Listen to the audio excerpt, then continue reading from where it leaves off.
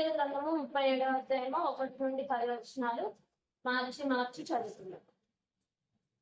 యెహోవా హస్తము నా మీదకు వచ్చెను, నేను ఆత్మవశుడనై ఉండగా యెహోవా నన్ను తోడుకొని పోయి ఎముకలతో నిండిన ఒక లోయలో నన్ను తింపాను.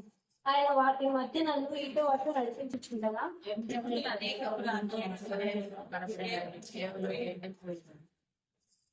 ఆయన నరపుత్రుడా, ఎండిపోయిన ఎముకలను బ్రతికింపగలవా అని నన్ను అడగగా, ప్రభువా యెహోవా అది నీకే తెలుపునని నేను అడిగింది.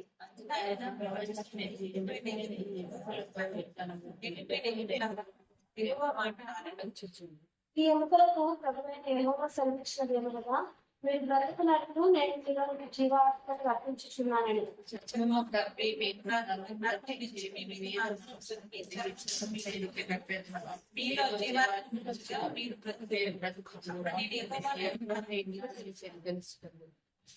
నా కృష్ణ ఆజ్ఞ ప్రకారం నేను ప్రవచించుచుండగా గడగడమని ధ్వని ఒకటి పుట్టాను. అప్పుడు ఎముకలు ఒకదానితో ఒకటి కలుసుకున్నాయి.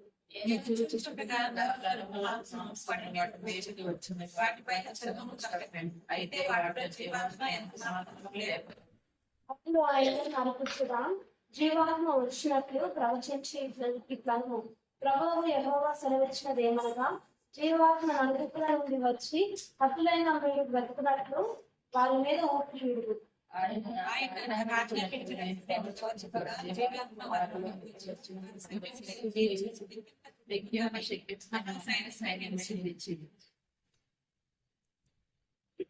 మనం చదువుతున్న భాగంలో ఇక్కడ మనం ఎవరిని గమనిస్తామంటే ఎహెస్కెల్ని గమనిస్తాం.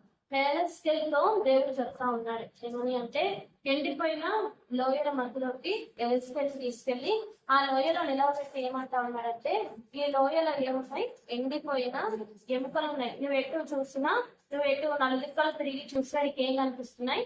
ఎండిపోయిన ఎముకలు కనిపిస్తా ఉన్నాయి. అయితే ఈ ఎముకల్ని నువ్వు ఒకసారి ఆలోచించవా? ఈ ఎముకల్లో జీవాన్ని పోస్తే ఈ మళ్ళీ బ్రతుకుతాయా అని దేవుడు అడిగినప్పుడు, మరి ఇక్కడ ఎస్తేర్ ఏమంటా ఉన్నాడు, నాకు తెలియదు, నీకే అది తెలియదు అని ఎస్తేర్ అక్కడ అంటున్నట్టు మనం గమనిస్తాం. మరి ఇక్కడ మనం ముందు వర్షాలు అని చదువుకుంటా వెళ్తే ముందుగానే యెషయా ప్రవచిస్తాడు. ముందుగానే ప్రవచిస్తాడు, ఎండిపోయిన ఎముకల్ని లో జీవాన్ని పోస్తే అవి గొప్ప సైన్యంగా అవుతాయి అని యెషయా ప్రవక్త ముందుగానే ప్రవచించినట్టు మనం అక్కడ చూస్తాం. అయితే మరి యేసు ప్రభు ఎస్కేని తీసుకెళ్ళి అక్కడ నిలబెట్టినప్పుడు అది ఎలా ఉంది అంటే ఎండిపోయింది. అంటే సారము దాని ఎముకలలో లేదు కదా. ఎండిపోయిన దేనికి సూచిస్తా ఉంది అంటే, ఈనాడు మన సంఘాలే కావచ్చు, మన జీవితాలే కావచ్చు, లేకపోతే మన కుటుంబాలే కావచ్చు, ఎలా ఉన్నాయి? ఎండిపోయిన స్థితిలో ఈనాడు ఉన్నాయి. అంటే వాటిలో సారము లేదు, వాటిలో ఉజ్జీవము లేదు కదా. మొదట మరి ఉద్యమము ఈనాడు సంఘాలలో లేదు. కానీ కారణం ఏంటిది అంటే ఎండిపోయిన స్థితి కదా. ఈ ఎముకలు కూడా ఎలా ఉన్నాయి అక్కడ అంటే ఎండిపోయినాయి, వాటిలో సారం లేదు, లేకుంటే వాటిలో జీవం లేదు. ఈనాడు మనం కూడా ఒకప్పుడు మనము ఎండిపోయిన వారమే కదా. అయితే ఇప్పుడు కూడా మనము చాలా సార్లు ఏమంటాము, ఎండిపోతా ఉన్నాం. దానికి కారణం ఏమిటి అంటే మన పాపం కదా. అది ఎటువంటి పాపమైనా సరే. అయితే ఇప్పుడు ఈ ఎండిపోయిన వాటిలో జీవాన్ని పోయడానికి ఎస్కేల్ ఏం చేస్తా వచ్చాడు, అక్కడ ఉండి నిలవబడి ప్రభు చెప్పినట్లు అక్కడ చేస్తా ఉన్నాడు. ప్రభుని ఏమంటా ఉన్నాడు, ఎండిపోయిన లోయ మధ్యలో నిలవబెట్టి, నువ్వు ఎటు చూసినా నీకు ఏం కనిపిస్తున్నాయి?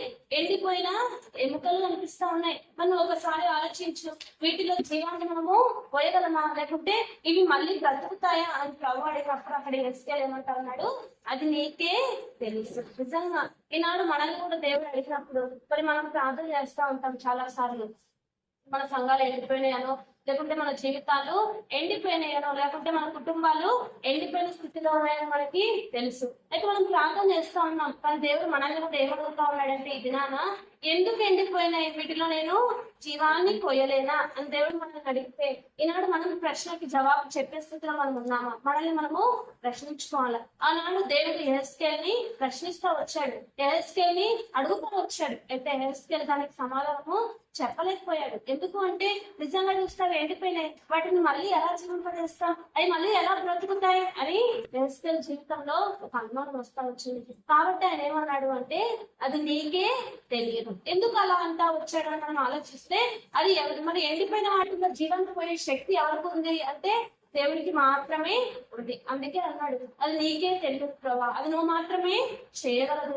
ఈనాడు మనం కూడా ఒకవేళ ఈనాడు మన జీవితాల్లో మనం ప్రార్థన చేస్తా ఉన్నాం, మన కుటుంబాల విషయంలో, మన సంఘం విషయంలో, లేకుంటే మన వ్యక్తిగత జీవితాల విషయంలో ఎండిపోయిన స్థితిలో మనం ఉన్నామేమో, లేకుంటే ఎండిపోయి కూడా దేవుడి సన్నిధిలోకి వచ్చినామో, ఏమీ ఒకవేళ దేవుడు ప్రశ్నిస్తే మనం జవాబు చెప్పలేని స్థితిలో ఉన్నామేమో. అయితే దేవుడు అంటా ఉన్నాడు ఇలా ఉండటం కారణం ఏమిటి అంటే ఈనాడు మనం కూడా ఎలా ధైర్యంగా చెప్పగలగాలి దేవని అంటే ఇది నువ్వు మాత్రమే చేయగలవు. ఇక్కడ ఎస్తేలు అదే అంటా ఉన్నాడు అది నీకే తెలియదు. ఈనాడు మనం అలా ప్రశ్నించేవారిగా ఉన్నామా, లేకుంటే అలాంటి దేవుడి వైపు చూసేవారిగా మనం ఉన్నామా? మన ఎండిపోయిన స్థితిలో మనల్ని మనము క్వశ్చన్ చేసుకోవాలి. ఇక్కడ ఎండిపోయిన లోయ మధ్యలో లోయలో నిలబెట్టినప్పుడు ఎస్తేలు ధైర్యంగా మాట చెప్తా ఉన్నాడు అది నీకే తెలియదు. ఈనాడు మన సంఘాలు మన కుటుంబాలు ఎండిపోయి ఉన్నాయి. అది ఎందుకు ఎండిపోయినాయి అంటే సారము లేదు, లేకుంటే జీవము లేదు. ఏదో వస్తా ఉన్నాం నామకార్థంగా దేవుని మాటలు వింటా ఉన్నాం, నామకార్థంగా బైబిల్ చదువుతున్నాం, నామకార్థంగా ప్రార్థన చేస్తా ఉన్నాం, నామకార్థంగా అన్ని చేస్తున్నాం, కానీ వాటిలో ఏం లేదు, జీవం లేదు కదా. చాలా సార్లు మనం ఏమనుకుంటామంటే నేను ప్రార్థన చేస్తున్నాను కదా, ఇతరులు చూస్తున్నాను మనం అనుకుంటాం, కానీ ఎవరు చూసినా చూడకపోయినా ఎవరు చూడాలి? మన ప్రార్థన దేవుడు చూడాలి. ఆ ప్రార్థనలో ఏముంటది అంటే జీవం ఉంటది కదా. చాలా సార్లు మనం ఈనాడు ఎండిపోయిన స్థితిలో ఉండడానికి కారణం ఏంటి అంటే మనలో నిజమైన జీవము లేదు, లేకపోతే మన ప్రార్థనలో సారము లేదు, లేకపోతే మన సంఘంలో సారము లేదు. అందుకే దేవుడు ఈనాడు మనకి ఈ మరి ఎండిపోయిన లోయ గురించి మనకి మరి జ్ఞాపకం చేస్తా ఉన్నాడు. మనం కూడా ఏం చేస్తూ రావాలంటే ఏస్కేల్ లాగా దేవుని వైపు చూస్తా రావాలి. ఏస్కేల్ ఏం చేస్తా వచ్చాడు అంటే నీకే తెలియదు. నిజంగా మన స్థితి కూడా దేవుడికి తెలియాలంటే మనం ఏం చేస్తూ రావాలి అంటే మొదటిగా మన పాపాన్ని విడిచిపెట్టాలి.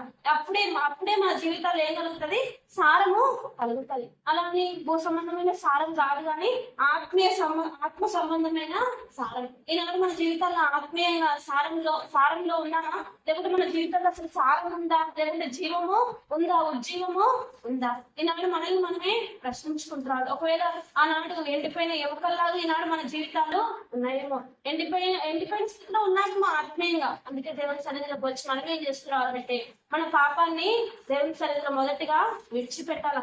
ప్రభు నా హృదయంలో ఈ పాపం ఉంది, లేకపోతే నా జీవితంలో ఈ పాపం ఉంది, లేకుంటే మా సంఘంలో ఇలా జరుగుతూ ఉంది, లేకుంటే మా కుటుంబాల్లో ఇలా జరుగుతూ ఉంది, వాటన్నిటిని ఏం చేయి క్షమించు ప్రభావం. మొదటిగా మనం ఏం చేస్తూ రావాలంటే వాటిని దేవుడి సన్నిధిలోకి తీసుకొచ్చి ఒప్పుకొని విడిచిపెట్టేవారిగా ఉండాలి. అప్పుడు మాత్రమే సారము వెదజలేదుగా ఉంటుంది. అప్పుడే మనలో నుండి ఉద్యోగం వస్తుంది, లేకుంటే ఎక్కడ వేసిన గొంగలు అక్కడే ఉంటది కదా. ఎన్నాళ్ళు ఉన్న సంఘంలో ఉద్యోగము ఉండదు. మన సంఖ్య మాత్రం పెరుగుతూ ఉంది, కానీ సంఖ్య ముఖ్యం కాదు, కానీ ఎంత మందిలో ఆ ఉద్యోగం ఉంది, లేకుంటే ఎంత మందిలో ఆ అగ్ని మండుతూ ఉంది. నాడు మనము ప్రశ్నించుకునే వారిగా ఉండాలి. మనలో ఈ అగ్ని మండుతూ ఉందా? మనలో ఈ ప్రార్థన అనే అగ్ని ఉందా, లేకుంటే ఆత్మీయమైన అగ్ని మనలో ఉందా? మందిరంలో ఉంటున్నంతసేపు మనం ఆత్మీయంగా ఉంటున్నామా, లేకుంటే బయటికి వెళ్ళినా కూడా ఆ అగ్ని మన జీవితాల్లో రగులుతూ ఉందా? ఒకసారి మనల్ని మనము ప్రశ్నించుకోవాలి. ఒకవేళ తప్పిపోతా ఉన్నామో ఎక్కడైనా మనం మొదటిగా ఏం చేస్తూ రావాలి అంటే మన పాపాన్ని విడిచిపెట్టాలి. ప్రభు ఈనాడు మా కుటుంబాల్లో మా జీవితాలు ఎండిపోవడానికి కారణం మాలో సారము లేదు ప్రభా. మనం నువ్వేం చేయి, మీ సారాన్ని నింపు, నీ ఉద్యమంతో మమ్మల్ని నింపు, లేకుంటే నువ్వు కోరిన విధానంలో మేము జీవించడానికి మాకు తోడ్పడు అని మనం ఏం చేస్తూ రావాలంటే ప్రార్థన చేయాలా. మొదటిగా మరి ఎస్కేల్ అదే చేస్తా వచ్చాడు. దేవుని వైపు ఆ సమస్యను దేవుడు అడుగుతూ వచ్చినప్పుడు ఏం చెప్తా ఉన్నాడు అంటే నీకే తెలియదు. ఈనాడు మనం అలా చెప్పగలమా? నిజంగా దేవుడు మనస్థితి దేవుడికి తెలియాలంటే మనలో ఏమి ఉండకూడదు, పాపము ఉండకూడదు. మనం కూడా ఎస్కేల్ లాగా సంపూర్ణంగా దేవుడికి సరెండర్ అవ్వాలి అంటే మనలో దేవుడికి ఇష్టమైనవి ఉండాలి, కానీ దేవుడికి ఇష్టం లేని మనలో ఉండకూడదు. మొదటిగా ఏం చేస్తూ రావాలి అంటే మన పాపాన్ని విడిచిపెట్టాలి. మన పాపం ఎప్పుడైతే విడిచిపెడతామో అప్పుడే ఈ మిక్కిలి ఎండిపోయిన ఎముకలలో జీవాన్ని వస్తూ వచ్చాడు. మనం మిక్కిలి ఎండిపోయిన జీవితాలను కూడా దేవుడు ఏం చేయగలడు? సారాన్ని వెదజల్లగలడు. లేకుంటే మన జీవితాల్లో నుండి ఉజ్జీవము తీసుకురాగలడు. ఈనాడు మనం ఏం చేస్తున్నారంటే, మొదటిగా ఈ ఎండిపోయిన స్థితికి కారణం మన పాపమే, లేకుంటే నా కుటుంబ పాపమే, లేకుంటే నా సంఘ పాపమే, క్షమించు అని మనం ఏం చేస్తున్నారంటే దేవుని సన్నిధిలో ప్రార్థించాలి. అప్పుడు ఈ ఎండిపోయిన ఎముకలు ఈ లోయలో పడిపోయినాయి కదా. ఇస్రాయేలు ప్రజలు దేవుని మాటనే ఆయన మరి లోబడల, దేవుని ఆజ్ఞలకు ఆయన విధులకు మరి లోబడని కారణంగా మరి ఎముకలన్నీ ఏమవుతా వచ్చినాయి? అవి లోయలో పడిపోతా వచ్చినాయి. మరి యేసు ప్రభు మరి ఒకవేళ ఇస్రాయేలు ప్రజలు దేవుని మాట వినుంటే ఆ లోయ గుండా వాళ్ళు వెళ్ళేవారు కాదు. ఎందుకు ఆ లోయ గుండా వెళ్తా వచ్చారు? మనం ముందు అధ్యాయంతో చదివితే మరి దేవుని మాట విన్నారు. అందుకే యుద్ధంలో ఏం చేస్తా వచ్చాడు అంటే ప్రభువు మరి అందరూ ఏమైపోతా వచ్చారు? హతమైపోతా వచ్చారు. ఆనాడు యుద్ధం ఎలా జరిగేది అంటే ఒక దగ్గరే జరిగేది. యుద్ధంలో చనిపోయిన వారిని మళ్ళీ తీసుకొని వచ్చేవాళ్ళు కాదంట. ఏంటి, ఇప్పుడు చనిపోతే అక్కడే వదిలేసేవారు వాళ్ళని. అలా హతమైన వారందరూ ఏమవుతా వచ్చారంట? లోయలో పడిపోతా వచ్చినారు. ఇప్పుడు ఆ లోయలోకి ఎవరు పంపబడతా వచ్చారు అంటే యేసు ప్రభుతోటి ఎహెస్కేలు వెళ్తా వచ్చారు. కాబట్టి ఆ ఎండిపోయిన ఎముకలన్నింటినీ ప్రభు ఏం చేస్తా వచ్చాడంటే ఎహెస్కేలుకి చూపిస్తా వచ్చాడు. నువ్వు ఎటు తిరుగు, నువ్వు ఆ రౌండ్ గా ఎటు తిరిగినా నీకు ఏం కనిపిస్తాయి? ఎముకలు కనిపిస్తాయి. ఈ ఎముకలు మళ్ళీ అట్టకపడగలవా, లేకుంటే ఈ ఎముకల్లో జీవాన్ని మనం పోయగలమా అని అడిగినప్పుడు దేవుని వైపు చూస్తా వచ్చాడు. ఇలాంటి మన పరిస్థితుల్లో కూడా ఎండిపోయిన పరిస్థితుల్లో మనం ఎవరి వైపు చూస్తూ రావాలి అంటే దేవుని వైపు చూస్తూ రావాలి. నువ్వు మాత్రమే చేయగల దేవుడు ప్రవ్వాలి.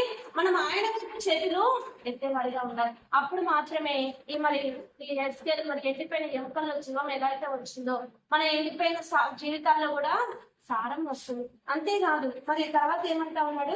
ఎముకలు అనేకములు ఆ లోయలో కనబడింది, అవి కేవలము ఎండిపోయాయి. ఆయన నరపుత్రుడా, ఎండిపోయిన ఈ ఎముకలు బ్రతకగలవా అని అడిగినప్పుడు ప్రభువా యెహోవా ఇది నీకే తెలియదని నేను అంటుంది. తర్వాత ఏం చేస్తా ఉన్నాడు అంటే అందుకు ఆయన ప్రవచనం ఎత్తి ఎండిపోయిన ఈ ఎముకలతో ఇట్లనుము, ఎండిపోయిన ఎముకలారా యెహోవా మాట ఆలకించుడి అని దేవుడు చెప్తా ఉన్నాడు. ఏమని అంటే ప్రవచనం ఎత్తు. అప్పుడు మరి యెషయా ప్రవచనాలు ఇచ్చాడు కదా, ఆ ప్రవచనాన్ని నువ్వు ఎత్తి ఇప్పుడు ఏం చేయి? ఎండిపోయిన ఎముకల్లో జీవాన్ని పోస్తాం అని నువ్వు ఏం చేయాలా? ప్రవచించాలా. ప్రవచనం అంటే దేనికి సాదృశ్యము అంటే మనకిచ్చిన వాగ్దానాలకు సాదృశ్యం కదా. మన జీవితాల్లో కూడా మరి అందరికీ వాగ్దానాలు ఉన్నాయి. మనం కూడా ఏం చేస్తూ రావాలంటే ఆనాడు వాళ్ళకే ప్రవచనం ఎత్తి ఏం చేస్తా వచ్చారు? ఎండిపోయిన ఎముకలలో జీవాన్ని పోయగలం, లేకుంటే ఎండిపోయిన ఎముకల్లో జీవం వస్తే తెలుసుకొని అక్కడ ప్రవచించారు. ఎందుకంటే మనం కూడా మన ఎండిపోయిన జీవితాలను మనం ఏం చేస్తూ రావాలి అంటే రెండోదిగా వాగ్దానాన్ని చేతపట్టాలి. మనకి ఇచ్చిన ప్రవచన వాక్యాలను మనం ఏం చేస్తూ రావాలా? చేతపట్టాలి కదా. ప్రతి ఒక్కరికి ఒక్కొక్క వాగ్దానము ఉంటది. ఒకవేళ అనారోగ్యంగా ఉండా వెళ్తామంటే మనం ఏం చేయొచ్చు? ప్రభా స్వస్థపరిచి యెహోవాను నువ్వే అన్నావు కదా, నువ్వు స్వస్థపరుస్తాను అన్నావు కదా, మరి బాగు చేయదేవుడు నువ్వు ఒక్కడే అన్నావు కదా అని ఆ ప్రవచనాలు మనం ఏం చేయాలా? ఎత్తిపట్టాలా. ప్రార్థనలో ఎత్తిపట్టాలి. ఎప్పుడైతే మనం ఆ ప్రవచనాలను ఎత్తిపడతామో, లేకుంటే ఆ వాగ్దానాన్ని ఎత్తిపడతామో దేవుడు ఏం చేస్తాడు? వాటిని రూఢీపరుస్తాడు. అందుకే అంటా ఉన్నాడు దేవుడు, ఏమని అంటా ఉన్నాడు అంటే ప్రవచనం ఎత్తి ఆ ఎముకలతో ఇట్లను ఎండిపోయిన ఎముకలారా యెహోవా మాటను ఆలకించుడి. ఎందుకు ఆ మాట అంటా ఉన్నాడు అంటే ఆ ఎముకలు ఏం చేయలేదు? దేవుని మాట వినలేదు. ఇశ్రాయేలు ప్రజలు దేవుని మాట వినలేదు. అందుకే వారు ఏం చేయబడతా వచ్చారంటే చంపబడతా వచ్చారు. వారి ఎముకలు ఆ లోయలో పడిపోతా వచ్చినాయి. అందుకే అంటా ఉన్నాడు అన్నమాట, యెహోవా మాట మీరు ఇప్పుడైనా ఆలకించండి. ఈనాడు మనం కూడా ఏం చేస్తూ రావాలంటే మనకు వచ్చిన ఎండిపోయిన స్థితి దేనికి కారణంగా వచ్చింది? మన స్థితి మనకి తెలుసు. కాబట్టి మనం కూడా ఏం చేస్తూ రావాలంటే వాటిని ఒప్పుకోవాలా, విడిచిపెట్టి ఏదైతే దేవుని మాటను మనం ధిక్కరిస్తా వచ్చినామో, లేకపోతే దేవుని మనకి చెప్పింది మనం చేయకుండా త్రోవ తప్పుతా వచ్చినామో, మనం కూడా ఏం చేస్తూ రావాలంటే ఇశ్రాయేలు ప్రజలు దేవుని మాట వినలేదు. అందుకే అంటా ఉన్నాడు అక్కడ, ఏమంటా ఉన్నాడు అంటే యెహోవా మాట ఆలకించింది. ఈనాడు మనం కూడా ఏం చేస్తూ రావాలంటే ప్రవచనాలు మనకి ఇచ్చిన వాగ్దానాలను చేతపట్టి మనం ఎక్కడైతే దేవుని మాట వినలేదో, దేవునికి మరి లోపడలేదో వాటిని మనం ఏం చేస్తూ రావాలంటే సరి చేసుకోవాలి. మనం కూడా దేవుని మాట వింటూ రావాలి. ఎప్పుడైతే అలా వింటూ వచ్చినాయో ఆ ఎముకలు ఏం చేస్తా వచ్చినాయట 5వ వచనం. ఈ ఎముకలకు ప్రభు అయిన యెహోవా సెలవిచ్చినదేమనగా, మీరు బ్రతుకున్నట్లు నేను మీలో జీవాత్మను దాపించున్నాను. ఎప్పుడైతే వాళ్ళు ఆ ఎముకలు దేవుని మాట విన్నాయో అప్పుడు ఆ ఎముకల్లో ఏం చేస్తా వచ్చాడు, జీవాత్మను వస్తా వచ్చాడు. అప్పుడు ఆ ఎముకలు లెగుస్తూ వచ్చినాయి. నాడు మనం కూడా ఏం చేస్తున్నారంటే దేవుని మాట వినాలి. దేవుని మాట విన్నప్పుడు ఆయన ఉజ్జీవాన్ని, లేకుంటే ఆయన జీవాన్ని మనలోకి వస్తాడు. మన ఎండిపోయిన స్థితి అంతటిని దేవుడు ఏం చేయగలడు, ఉజ్జీవము తీసుకురాగలడు. ఎండిపోయిన వాటి నుంచి సారము తీసుకురాగలడు. ఎప్పుడు అంటే దేవుని మాట విన్నప్పుడు. అంతేకాదు ఏం చేస్తా వచ్చినాయి, కింద వచ్చినాలు మనం వెళ్తే చర్మము కప్పి మీకు నరములను ఇచ్చి మీ మీద మాంసం పొదిగి చర్మం మీ మీద కప్పేదను, నేను యెహోవానైనానని మీరు తెలుసుకోదు. ఆ ఎముకలు పైకి లెగంగానే విడిచిపెట్టిన వాటన్నిటిని ఏం చేశాడంటే ఒక్కొక్క ఎముక ఒక్కొక్క దగ్గర పడిపోయింది. అంటే ఒక మనిషి జీవితంలో ఒక్కొక్క మనిషి ఎన్ని ఎముకలు ఉంటాయంటే 206 ఎముకలు ఉంటాయి. 206 ఎముకలు అన్ని అతుకబడాలంటే చాలా కష్టం కదా. దేవుడు ఏం చేస్తా వచ్చాడంటే ఆ ఎముకలన్నిటిని ఒక దగ్గరికి చేర్చి మళ్ళీ ఏం చేస్తా వచ్చాడు, మాంసంగా చేస్తా వచ్చాడు. అంటే ఒక మానవ ఆకారంలోకి వాటిని తీసుకొస్తా వచ్చాడు. ఈనాడు మనం కూడా ఏం చేస్తున్నారంటే ఎప్పుడైతే మన పాపాన్ని విడిచిపెట్టి దేవునికి లోబడతామో మన ఎండిపోయిన స్థితిని సారానికి తీసుకొచ్చి ఎముకలు, అంటే మన ఏవైతే పరిస్థితులు చెల్లాచెదరు అయిపోతా వచ్చినాయి వాటి అన్నిటి ఏం చేయగలడు దేవుడు ఒక దగ్గరికి తీసుకురాగలడు. ఎముకలన్నీ ఒక్కొక్క దగ్గర పడిపోయినాయి. ఎప్పుడైతే ఈ దేవుని మాట వినే వాటి అన్నిటిని దేవుడు ఏం చేస్తా వచ్చాడు, సమకూర్చుతా వచ్చాడు. ఈనాడు మనం కూడా ఎప్పుడైతే దేవుని మాట వింటామో పరిస్థితులు అన్నింటినీ ఏం చేస్తాడు, దేవుడు సమకూరుస్తాడు. ఎక్కడైతే మరి మొత్తం చెల్లాచెదరు అయిపోతా వచ్చినాయో, లేకుంటే ఎక్కడైతే అవి మరి దేవుని మాట వినకుండా ఎక్కడెక్కడైతే అవి విడిపోతా వచ్చినాయో వాటి అన్నింటినీ ఏం చేస్తాడంటే దేవుడు ఒక దగ్గరకు తీసుకొస్తాడు. ఆ సమస్యలన్నింటినీ సర్దుమనిగా చేస్తాడు. ఆ సమస్యలకు దేవుడు మనకు కూడా ఏం చేస్తాడంటే పరిష్కారము చూపుతాడు. ఈనాడు ఎముకల్లో దేవుడు అదే చేస్తా వచ్చాడు. ఆ ఎముకలన్నీ ఒక్కొక్క దగ్గర పడిపోయినాయి. కానీ దేవుడి మాట విన్న వెంటనే అవి మాంసంగా అవుతా వచ్చినాయి. ఈనాడు మనం కూడా ఏం చేస్తున్నారంటే దేవుని మాట వినాలి, మన పాపాన్ని విడిచిపెట్టాలి, దేవుని సన్నిధిలో ప్రార్థన చేయాలి. అంతేకాదు కింద ఏం చేస్తా వచ్చాయి, ఆ ఎముకలు మాంసంగా చేయబడిన తర్వాత ఏమవుతా వచ్చిందంట, ఆయన నాకు ఇచ్చిన ఆజ్ఞ ప్రకారము నేను ప్రవచించుచుండగా గడగడమైన ధ్వని ఒకటి పెట్టాను. అప్పుడు ఆ ఎముకలు ఒకదానితో ఒకటి కలుసుకునేది. గడగడం అనే ధ్వని దేనికి సాదృశ్యము అంటే ప్రార్థనకు సాదృశ్యం కదా. మనం ప్రార్థన చేసేటప్పుడు ఏం ధ్వని రావాలి అంటే గడగడం అనే ధ్వని రావాలంట. ధ్వని మన ఎముకలు ఒక దగ్గరకు వచ్చినప్పుడు ఏం వచ్చిందంట, ధ్వని వచ్చింది. నాడు మనం కూడా మన సమస్యలు లేకుంటే మన పరిస్థితులకి పరిష్కారం రావాలంటే మనలో నుండి ఏం రావాలంటే ధ్వని రావాలి.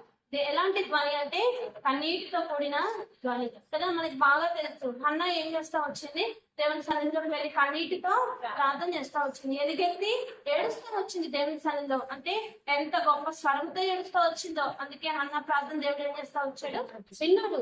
విని తనకు బహుమానంగా కుమారుని ఇస్తా వచ్చాడు. ఈనాడు మనం కూడా ఏం చేస్తున్నారంటే ఎలుగెత్తి దేవుని సన్నిధిలో ధ్వని చేయాలి. ధ్వని అంటే ఏదో సౌండ్లు కాదు, కానీ మన ప్రార్థన అనే ధ్వని ఎవరికి వినబడాలంటే దేవునికి వినబడాలి. ఆ ఎముకలన్నీ ఒకటిగా అయ్యేటప్పుడు ధ్వని వినపడతా వచ్చింది. ఈనాడు మన జీవితంలో ఈ ధ్వని వినబడతా ఉందా, మనల్ని మనము ప్రశ్నించుకోవాలి. ప్రార్థన అనే ధ్వని మనలో నుండి వచ్చినప్పుడు మన పరిస్థితులన్నీ ఏమవుతాయి, చక్కపరచబడతాయి. ఈ ఎముకల్లో ఒకదానికొకటి ధ్వని చేత ఒక దగ్గరికి ఏమవుతా వచ్చినాయి, సమకూర్చబడతా వచ్చినాయి. ఈనాడు మనం కూడా ఏం చేస్తున్నారంటే ప్రార్థన అనే ధ్వని మన జీవితాల్లో ఉండాలి. ఒకవేళ ఇంతవరకు లేదేమో మనం ఏం చేస్తున్నాం, దేవుని సన్నిధిలో ఒప్పుకోవాలి. ప్రభా ఇంతవరకు గడగడం అనే ప్రార్థన ధ్వని నా జీవితంలో లేదు అని మనం ఎప్పుడైతే ప్రార్థన చేస్తామో దేవుడు మన ప్రార్థనలకు జవాబిస్తాడు. మనము ఆ ప్రవచన వాగ్దానాలు లేకుంటే మన జీవితాల్లో ఇచ్చిన వాగ్దానాలను చేత పట్టి మనం దేవుని సన్నిధిలో ప్రార్థించే వాళ్ళు ఉంటాయి. అట్లా గడగడం ధ్వనితో వచ్చినప్పుడు ఏమవుతా వచ్చినాయంటే అవన్నీ ఏకమవుతా వచ్చినాయి. దాని కింద వచ్చిన మనము చదువుతాం. నేను చూచుచుండగా నరములను మాంసములను వాటి మీదకి వచ్చాను, వాటి పైన చర్మము కప్పాను, అయితే వాటిలో జీవాత్మ ఎంత మాత్రమేమో లేకపోయింది. అవి ఒకటైనాయి, ఒక మాంసంగా చేయబడ్డాయి, కానీ వాటిలో ఏం లేదంట, జీవాత్మ లేదు. ఎప్పుడైతే ఆ ధ్వని వచ్చిందో అవి ఏకమైనవి, కానీ వాటిలో జీవాత్మ లేదు. అయితే మనం కూడా ఒక దగ్గర సమస్యలు ఒక దగ్గరకు వస్తాయి, కానీ వాటిలో ఏముందో జీవం ఉండదు, లేకుంటే వాటిల్లో మరి మనం కోరుకున్న సొల్యూషన్ ఉండకపోవచ్చు. అయితే మనం కూడా ఏం చేస్తూ రావాలంటే మనలో ఆ వాటిలో జీవాన్ని పోయబడాలి అంటే అవి గడగడమని ధ్వని వచ్చింది. అంతేకాదు దేవుడు ఏం చేస్తా వచ్చాడు, వాటి మీద మాంసం చర్మాన్ని వచ్చాడు. మనం కూడా ఎప్పుడైతే ధ్వనితో ప్రార్థన చేస్తామో దేవుడు కూడా చర్మాన్ని కప్పుతాడంట. అంటే అది ఎలా మనకి ఏదైతే అవసరమో ఆ సమయంలో దేవుని వాటిని ఏం చేస్తాడు, మన దగ్గరికి సమకూరుస్తాడు. ఈనాడు మనం కూడా అలా ప్రార్థన చేయాలి. అప్పుడు మాత్రమే ఈ ఎండిపోయిన ఎముకల్లో ఎలా అయితే ఉద్యమం వచ్చిందో, ఎండిపోయిన ఎముకలు ఎలా అయితే ఒక దగ్గరికి చేర్చబడతా వచ్చినాయో, మన జీవితాల్లో కూడా ఎండిపోయిన స్థితి నుండి దేవుడు మనల్ని ఏం చేస్తాడు, తప్పిస్తాడు. అవి ఒకటి కాదు, రెండు కాదు, కొన్ని వేల ఎముకలు దాంట్లో పడిపోయాయంట. కొన్ని వేల ఎముకల్ని సరిచేయాలంటే ఎంత శక్తి అవసరం. అంటే వారు ఎంత గట్టిగా ప్రార్థన చేస్తుండొచ్చు, లేకుంటే ఎస్కెల్ ఎంత విశ్వాసంతో దేవుని వైపు చూస్తుండొచ్చు. మనం కూడా ఈ ఎస్కెల్ ఎలా అయితే దేవుని వైపు చూస్తూ వచ్చినాడు, దేవుని మాట కొరకు ఆయన వైపు చూస్తూ వచ్చినాడు, మనం కూడా ఏం చేస్తున్నారంటే దేవుని వైపు చూడాలి. అంతేకాదు ఎస్కెల్ ప్రవచిస్తూ ఉండగా ఎముకలు ఏం చేస్తూ వచ్చినాయి, మాట విన్నాయి. మనం కూడా దేవుని మాట వినాలి. అప్పుడు మాత్రమే మన ప్రార్థనలకు జవాబు వస్తుంది. అంతేకాదు కింద చెప్తా వచ్చిన అప్పుడు ఆయన నరపుత్రుడా జీవాత్మ వచ్చినట్టు ప్రవచించి ప్రవీణ యెహోవా సెలవిచ్చిన దేవుడగా జీవాత్మ నడదిక్కుల నుండి వచ్చి అద్వైన మీరు బ్రతుకున్నట్లు వారి మీద ఊపిరి విడగొనే. అంటే ఇప్పుడు ఆ ఎముకలు నడదిక్కలో పడిపోయినాయి కదా. మొదటిగా మన ఎస్కెల్ ఆ లోయలో దిగినప్పుడు చుట్టూ ఎముకలు ఉన్నాయి. ఇప్పుడు ఆఖరిగా ఏమవుతున్నాయి, ఆ నలుదిక్కుల నుండి ఏమొస్తుందంట, జీవాత్మ వస్తుంది. నలుదిక్కుల నుండి జీవాత్మ వచ్చి ఆ ఎముకలు అన్నిటిని ఏం చేయబడతా ఉన్నాయి, లేపబడతా ఉంటాయి. అన్ని కూడా మాంసంగా చేపడతా ఉన్నాయి. ఈనాడు మనం కూడా ఏం చేస్తున్నామంటే ఇలా ఎముకలు ఎలా అయితే నలుదిక్కుల నుండి లేపబడతా వచ్చాయో, మన ఎండిపోయిన పరిస్థితులు కూడా నలుదిక్కుల నుండి లేపబడాలంటే మనం ఏం చేస్తున్నామంటే మాట వినాలా, ప్రార్థన చేయాలి. అంతేకాదు 10వ వచనంలో మనం చూస్తూ వచ్చాం, ఆయన నాకు ఆజ్ఞాపించినట్టు నేను ప్రవచించగా జీవాత్మ వారిలో వచ్చాను, వారి సజీవులై లేచి లెక్కింపలేని మహా సైన్యంగా నిలిచింది. ఆఖరుగా వారు ఏం చేయబడతా వచ్చారంట, మహా సైన్యంగా నిలబడతా వచ్చారు. ఈనాడు మనం కూడా ఎండిపోయిన స్థితిలో సారంగా వెదజల్లబడిన తర్వాత ఎలా ఉండాలి అంటే దేవుని సన్నిధిలో మహా సైన్యంగా ఉండాలి కదా. ఈ ఎముకలు మహా సైన్యం అయితే వచ్చినాయి, అవి నిలబడుతూ వచ్చినాయి దేవుని కొరకు. ఈనాడు మనం కూడా ఏం చేస్తున్నామంటే దాన్ని ప్రకటించే స్త్రీలు గొప్ప సైన్యము అన్నాడు దేవుడు. మనం కూడా ఒక గొప్ప సైన్యంగా ఏం చేస్తున్నాం, దేవుని వార్తలు లేకుంటే దేవుని సన్నిధిలో ప్రార్థించే విషయంలో అయినా మనం ఒక సైన్యంగా నిలబడికి రావాలి. గొప్ప సైన్యము మరి ప్రార్థన చేస్తే మరి ఒకరిద్దరు ప్రార్థన చేస్తే శక్తి ఉంటుందా, సైన్యం ప్రార్థన చేస్తే శక్తి ఉంటుందా, సైన్యం ప్రార్థన చేస్తే శక్తి ఉంటుంది. కాబట్టి ఈనాడు మనం ప్రార్థించేటప్పుడు కూడా గొప్ప సైన్యంగా మనం కూడా ఏం చేయబడుతూ రావాలంటే దేవుని సన్నిధిలో ప్రార్థన చేయాలి. అప్పుడు మాత్రమే మనలో జీవం ఉంటుంది, అప్పుడు మాత్రమే మన సంఘాల్లో జీవం ఉంటుంది, అప్పుడు మాత్రమే మన కుటుంబాల్లో జీవము ఉంటుంది. కాబట్టి మరి ఈ ఎముకల ద్వారా దేవుడు మనకి నేర్పిస్తా ఉన్నాడు. మొదటిగా మనం మిక్కిలి ఎండిపోయిన వారము దేవుడు మనల్ని ఏం చేస్తా వచ్చాడు, మనలో జీవాన్ని పోస్తా వచ్చాడు. రెండోదిగా మనకి వాగ్దానాలు ఇచ్చాడు, ప్రార్థన చేయడానికి ఏం చేస్తా ఇచ్చాడు, వాగ్దానాలు ఇచ్చాడు. అంతేకాదు మూడోదిగా ఏం చేయాలంటే ఆ వాగ్దానాన్ని చేతబట్టి గడగడ మనసు గొప్ప శబ్దంతో దేవుడి సన్నిధిలో కన్నీటితో ప్రార్థన చేయాలి. అంతేకాదు నలుగురుగా మరి అలా ప్రార్థన చేసినప్పుడు ఆ ఎముకలు ఏమన్నా వచ్చినాయి, ఒక్కదానికి ఒకటి పంచుకుంటా వచ్చినాయి. మనం కూడా అలా మన కన్నీటితో ప్రార్థన చేసినప్పుడు మన సమస్యలన్నీ ఒకదానికి ఒకటి కలుసుకుంటాయి. ఐదోదిగా ఏం చేయబడతా వచ్చినాయి, మరి ఎముకలు మహా సైన్యంగా చేయబడతా వచ్చింది. మనం కూడా అలా ప్రార్థన చేసినప్పుడు మహా సైన్యంగా మనం దేవుడి కొరకు నిలబడినప్పుడు గొప్ప కార్యాలు